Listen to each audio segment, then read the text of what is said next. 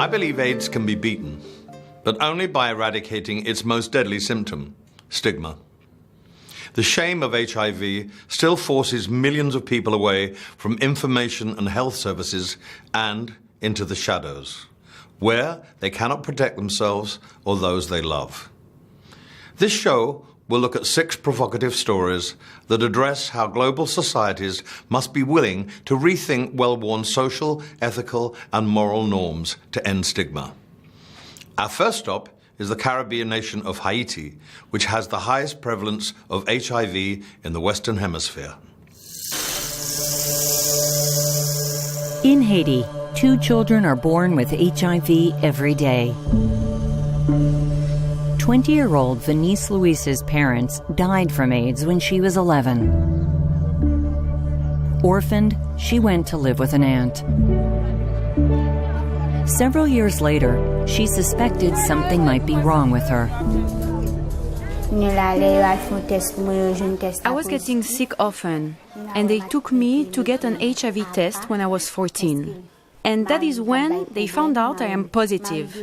And my aunt's boyfriend said that I cannot stay in the house because I would infect the other children.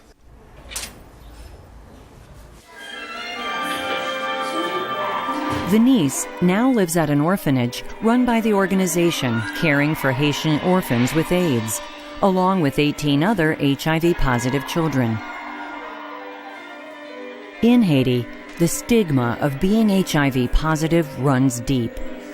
After her diagnosis, Venice suffered cruel mental and physical abuse.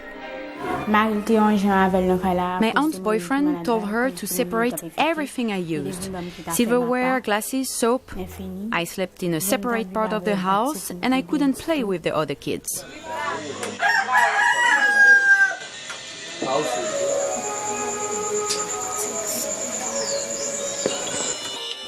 Each morning, Venice prepares for school with the other children. Her aunt would not allow her to get an education, fearing a cut or scrape would infect another child. At the age of 20, she is now finishing the 4th grade. When she first arrived at the orphanage, she was shy, withdrawn, and cried a lot. I did not feel good at all. I did not feel like a normal person. And by the way my aunt treated me, I thought life wasn't meant to be good for me. The children are given antiretroviral medication twice a day. Venice arrived at the orphanage weak and physically underdeveloped. After she was diagnosed, she begged her aunt to take her for treatment. I used to cry a lot every day. My aunt told me the only way I'm going to get treatment is under the earth when I'm dead. Eventually, Venice received sporadic treatment at a hospital. She also met with a psychologist about the abuse she was suffering. They told me that if I did not do what they say, they will kick me out of the house. And I will be in the street like a prostitute sleeping with men. And they will not accept me back.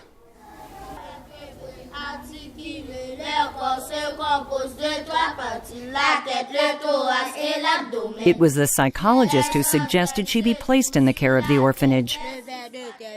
And her life began to change. When she started getting regular treatment, she started to gain weight. She started to get better physically and mentally.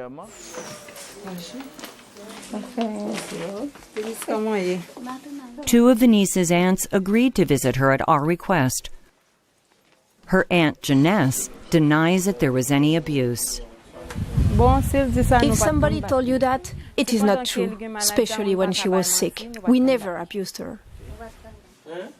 Venice remembers things differently. If they say they did not do that, then they are lying, because they did. Her aunts want to put the past behind, But Venice still harbors too much pain and anguish. When I become older, I will let them know what they did to me was wrong. For now, I want to finish school, learn a trade, and never go back to live with my family again. Although HIV and AIDS is now a treatable condition, a positive diagnosis is still a life-altering experience. In Cambodia, people living with HIV are often disowned by friends, family, and the community where they live. This humiliation can be unbearable, and severe cases end in suicide.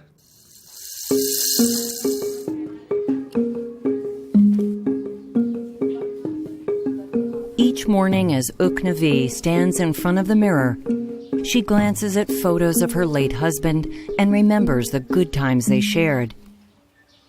He committed suicide after learning he was HIV positive. Before I suspect I made a mistake, he asked me if he had HIV, what would I do?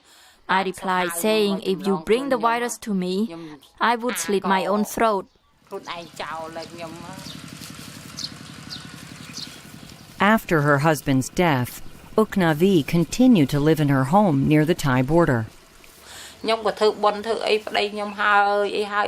Shortly after I held the funeral for my husband, I was looked down on and treated differently by the villagers. Children in the village started making fun of my son, saying your father had AIDS.